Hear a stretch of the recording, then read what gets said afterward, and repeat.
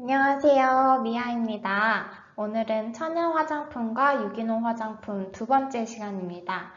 천연 화장품과 유기농 화장품의 구성, 그리고 함량 계산하는 방법에 대해서 살펴볼 거예요. 먼저 천연 화장품입니다. 천연 화장품은 중량 기준으로 천연 함량이 전체 제품에서 95% 이상으로 구성되어 있어야 합니다. 다음 유기농 화장품은 중량 기준으로 유기농 함량이 전체 제품의 10% 이상 있어야 하고요. 유기농 함량 20%를 포함해서 천연 함량이 전체 제품의 95% 이상으로 구성되어 있어야 합니다. 이 부분은 아마 귀가 닳도록 들으시고 머리에 박히게 공부하셨을 거라고 생각이 돼요. 그럼 천연 함량과 유기농 함량을 어떻게 계산하면 될까요?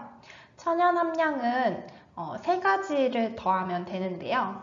먼저 물의 비율, 천연 원료의 비율, 천연 유래 원료의 비율, 이 세 가지를 모두 더하면 천연 함량 비율을 구할 수 있습니다. 여기는 정말 쉽죠?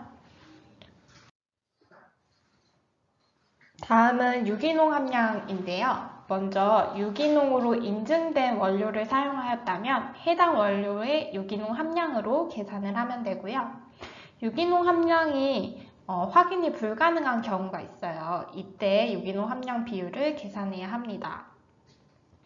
먼저 이 유기농 함량을 비율을 계산하기 전에 유기농 함량 비율에는 물, 미네랄, 그리고 미네랄 유래 원료는 유기농 함량 비율 계산에 포함하지 않고 있습니다. 물은 제품의 직접 함유 또는 혼합 원료의 구성 원료 요소일 수 있기 때문에 포함을 하지 않고 있고요.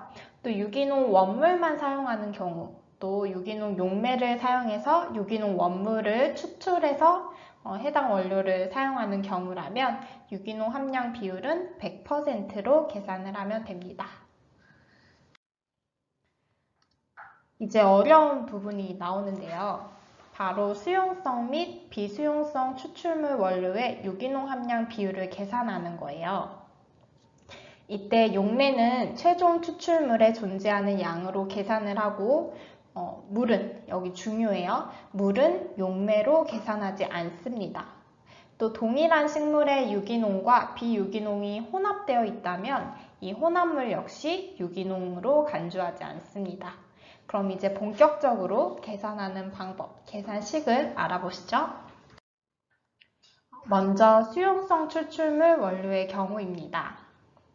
두 단계로 나뉘는데요. 먼저 비율을 구해야 해요. 이 비율은 신선한 유기농 원물의 양을 추출물에서 용매를 뺀 값으로 나누어 줍니다. 이때 나온 값이 1 이상이라면 무조건 1로 계산을 하고요. 그 이하라면 소수점으로 계산이 되겠죠. 하지만 1 이상인 경우에는 1로 계산을 합니다. 이어도 1로 계산하는 거예요. 1 이상이니까요. 이제 2단계로 넘어가게 되는데요. 이 1단계에서 나온 비율 있죠.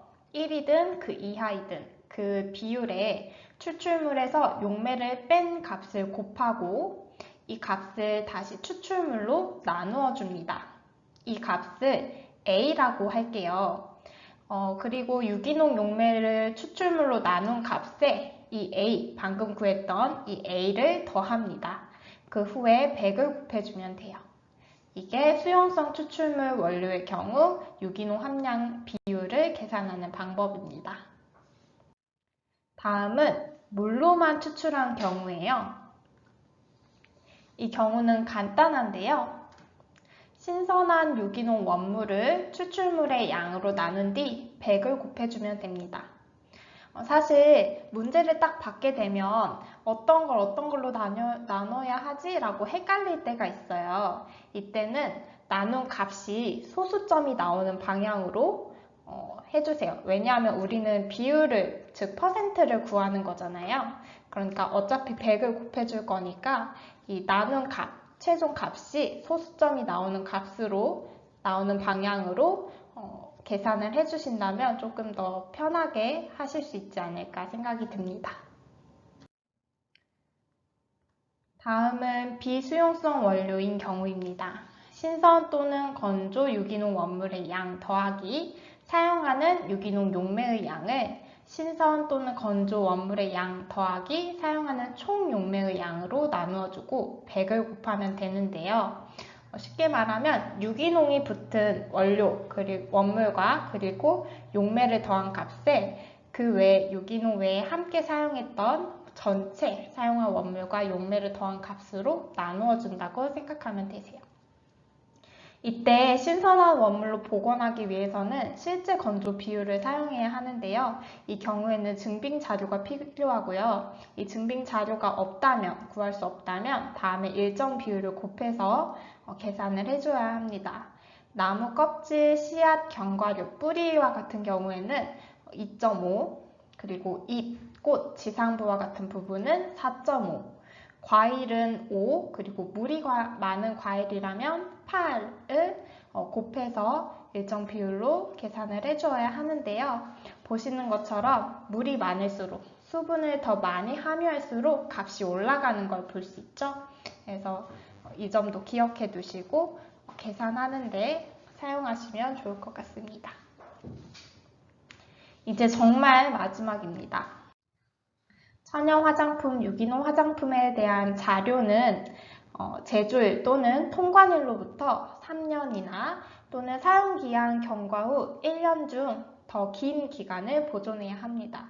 그러니까 제조일로부터 3년이 더 길면 3년간 보존을 하는 거고요. 사용기한 경과 후 1년이 더 길다. 그러면 사용기한 경과 후 1년으로 보존 기간을 정해야 하는 거겠죠. 또 재검토 및 개선 내용인데요. 2020년 1월 1일을 기준으로 매 3년이 되는 시점에 타당성 검토 및 개선 조치를 하게 되어 있습니다. 이 기간과 숫자들 꼭 기억해 주세요. 오늘 이렇게 천연 화장품 그리고 유기농 화장품에 대한 내용이 끝났어요. 오늘도 정말 수고 많으셨습니다. 여러분 꼭 이 맞춤형 화장품 조제관리사 합격하시길 바랄게요. 다음에 또 만나요. 안녕.